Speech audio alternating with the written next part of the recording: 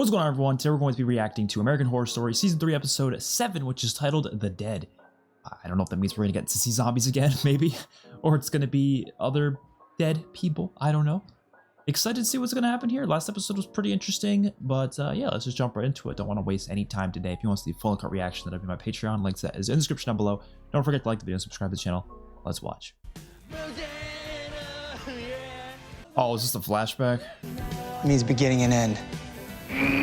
You know, dude, most of those don't even mean what the chart on the wall says they mean. You might have a freaking idiot on your leg right now. You're gonna go out for Chinese food in a pair of shorts, and the whole wait staff's gonna be laughing their asses off at you.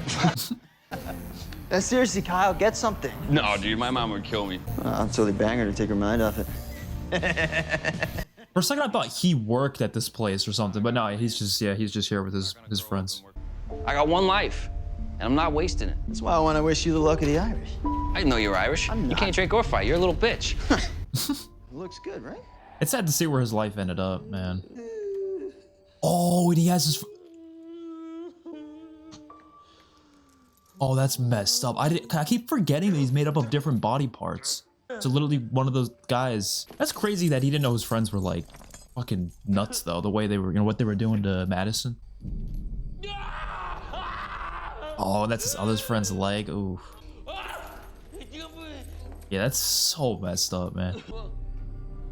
That's a really cool flashback. I like that they showed us that. Nah, she ain't gonna do it. She ain't gonna do it. I don't believe it for a second. I am a millennial. We are known for our entitlement and narcissism. Some say it's because we're the first generation where every kid gets a trophy just for showing up. Others think it's because social media allows us to post every time we fart or have a sandwich for all the world to see. But it seems that our one defining trait is a numbness to the world, an indifference to suffering. I know I did anything I could to not feel. Sex, drugs, booze, just take away the pain. I would give everything I have or will ever have just to feel pain again. One advantage of being kind of dead is that you don't have to sweat warning labels. Really? I tried every Eye of Newt and Wing of Fly until I found something that made me not look like Marilyn Manson anymore. So she's not really feeling pain? That's kind of interesting. I can't feel anything. We think that pain is the worst feeling. It isn't. Numbness is even worse? How can anything be worse than this eternal silence inside of me? Now, no matter how much I binge, I can't fill this hole inside me. I need to do something. Wow. I think this whole show is showing us that bringing people back from the dead is not a good idea. I just don't think it's a good idea. You were a great guy, Kyle. If you were gonna do it, you should have just done it. Don't like show him that you're gonna do it. You killed your mother, Kyle. I mean, she doesn't know what his mother was doing, though, to be fair. Oh, I didn't realize he just took it.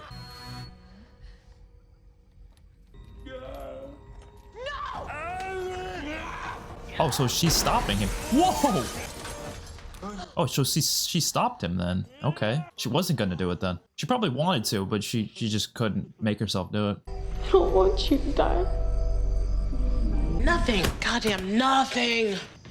I heard a noise. Thought we had vermin. Ain't no self-respecting rat gonna live here. Ain't nothing to eat. Nonsense. Well, that is disappointing. Yeah, Madison's been I was eating feeling everything. a tad peckish myself. They're gonna go out. I don't know why that's. Who said that? Girl, So, relax. Supercharge your order for $1.99. Do we dare? it's a shame Delphine's a terrible person. I'm telling you though, they're trying to do some redemption here though. I'm trying to understand why you're so enormous. You not exactly spelt yourself, okay? Those girls, they're never gonna see you as their sister. Let me guess, because I'm fat? No, Marcia, because you're black. It's not how it is though. Not for any decent person, you know.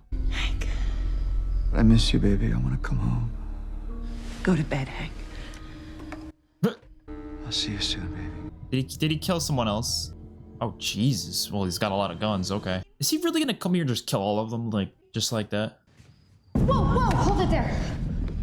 Max. I know because I was standing where you're standing. Stop yelling at me! Do it! Oh shit! Yeah, her powers are crazy though. She could just know the truth about everything just by touching them. She's still with the Axeman guy? I thought that was just like a nice little ending to the episode. I didn't know it was gonna continue into this episode. This is a rare night. A celestial creature like yourself gracing this humble abode. In short, hot damn. You're gonna have to excuse me, man. It's not very inviting in there. Definitely not very inviting.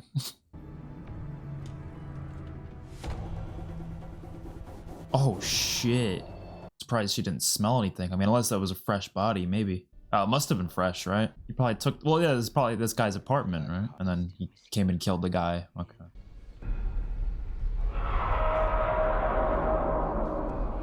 This was a mistake. This is not just a one-night stand. That is exactly what it is. It could be our destiny. No.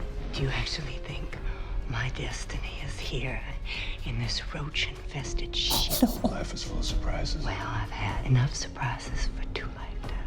No, you don't want anything to do with me. I'm a wretched human being. You've had those moments, but you're not always terrible.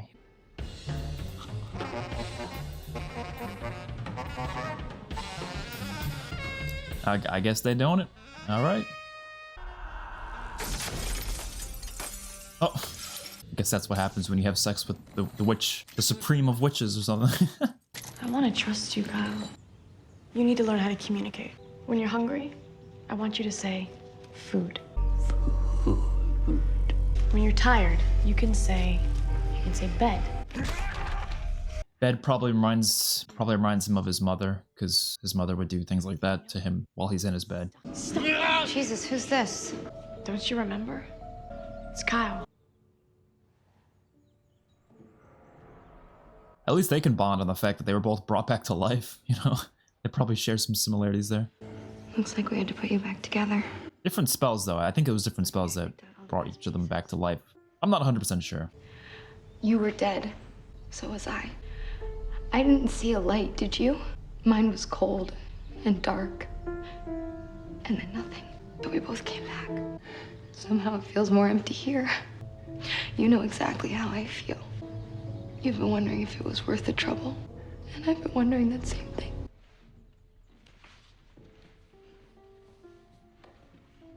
Yeah, I knew they could bond over that. I'm making gumbo. I never even had gumbo.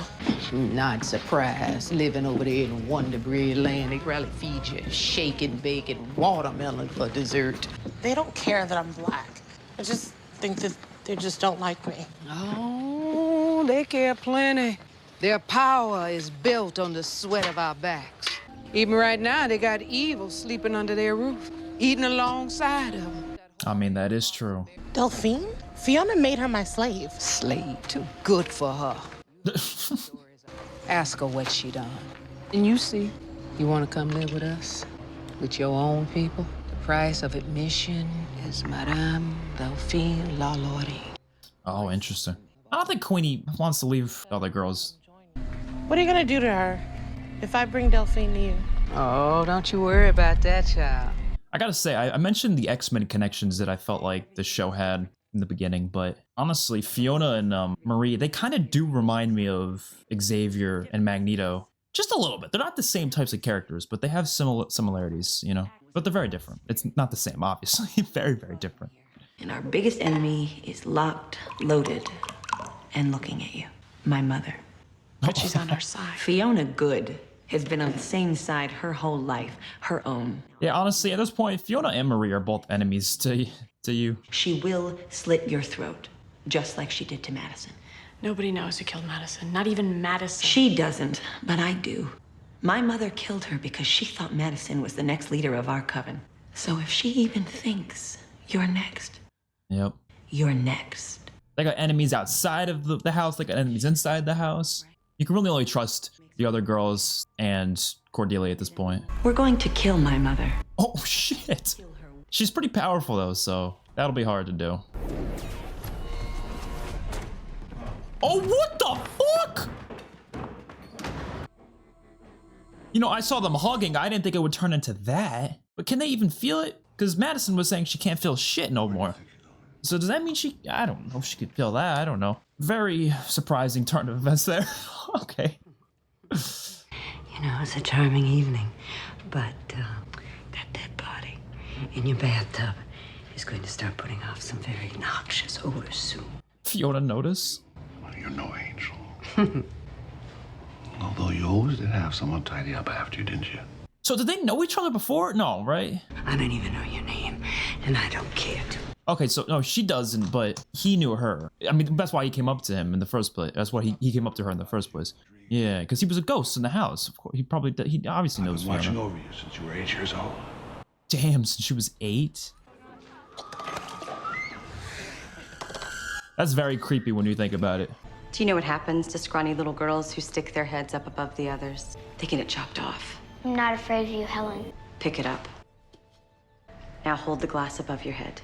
Damn. Wait, so did she not do that there? Was it the Axeman who was doing it as a ghost? You know what to do. No! You little shit. No! Oh! That was you? Oh, that was him. Wow. I knew I didn't do it. What are you? Interesting, man. As you grew, I began to see the fire in your belly and the steel running down your This back. man's weird. You were the most fearsome thing that ever lived. And I fell in love. He was just always watching as a ghost. I'd imagine she's probably gonna end up killing him now. I don't believe in ghosts.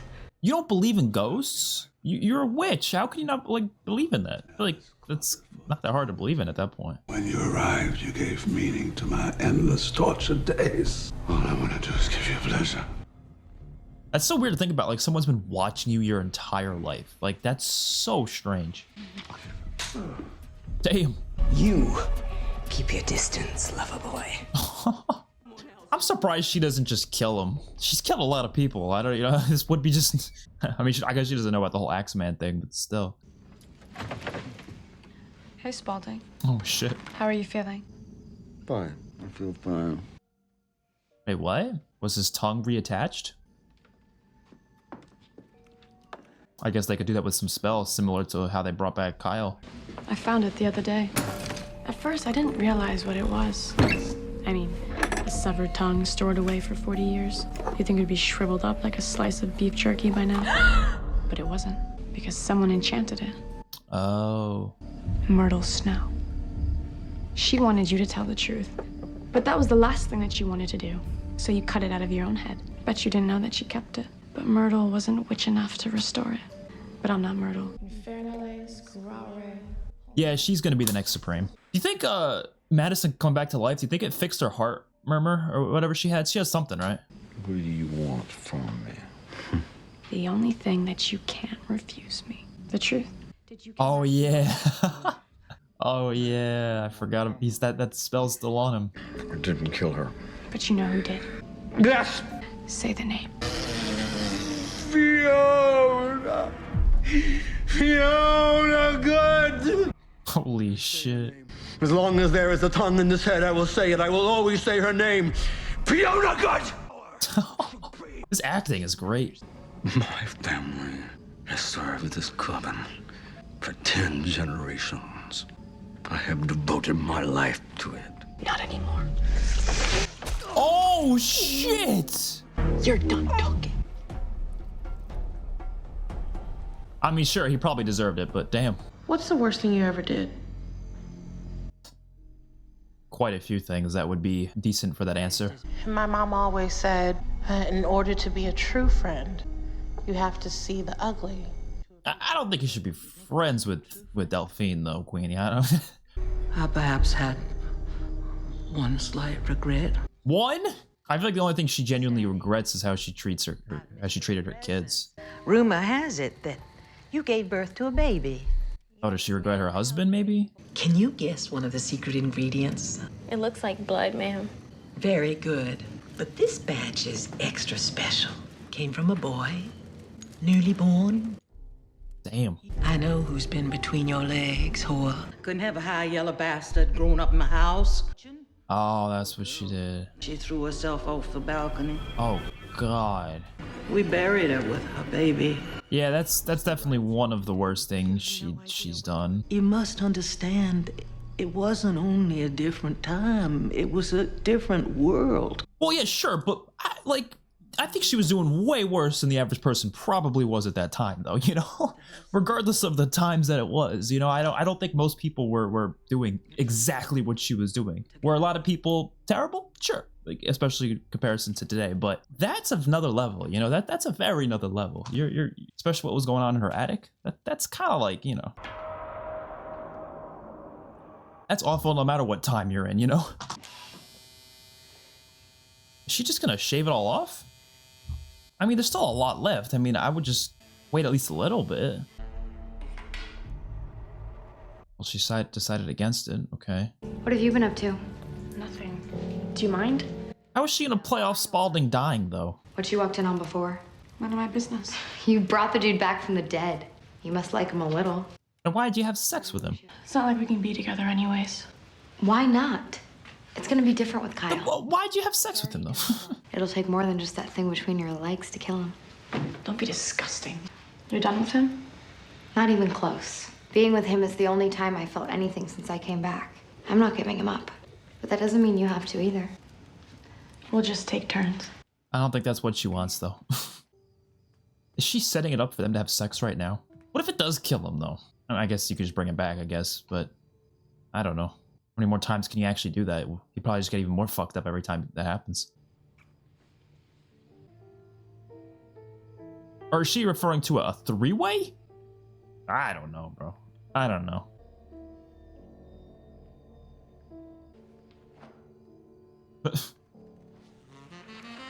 Yep, she was referring to that. Okay. At first I thought they meant like one at a time, you know? Like, Can I buy you a drink? what's her plan here? I know she's here for something else. I hope she kills him. My nerves do flutter a bit when I think of changing my hairstyle. Is Queenie bringing her to Marie? Which I'm not opposed to.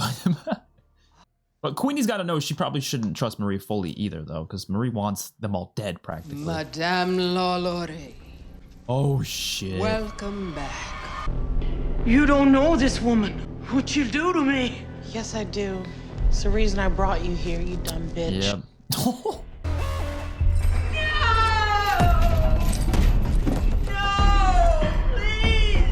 No, you stay away from me.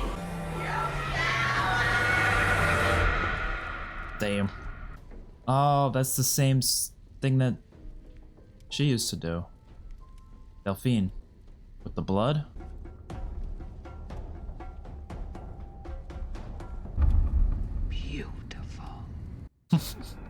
Okay.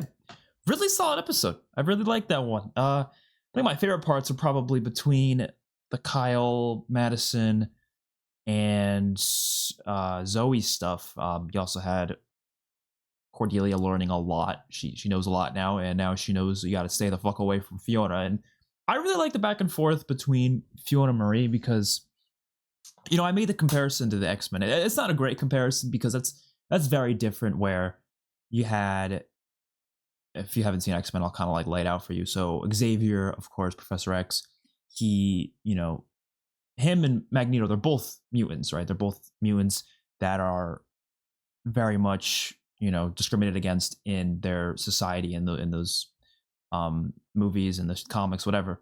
Doesn't really matter what adaptation. They basically do the same thing, all the adaptations. And so, but they both have such different beliefs on it, where Magneto's like, I see it as like, we only really need to protect our people. Everyone else, I don't really care about them.